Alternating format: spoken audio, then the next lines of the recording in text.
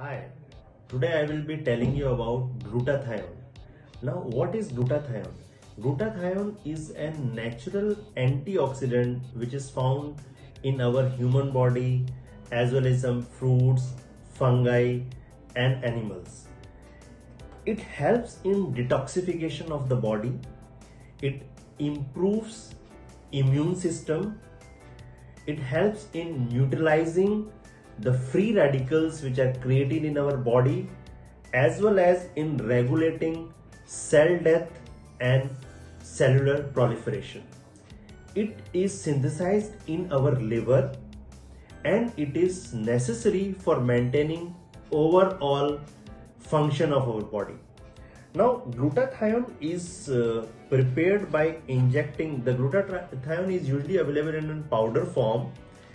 It is mixed with the vitamin C injection and it is dissolved in an 100 ml normal saline, and N-acetyl cysteine is added to it so as to promote better function of glutathione, and that is being infused in by an IV channel over 10 to 15 minutes.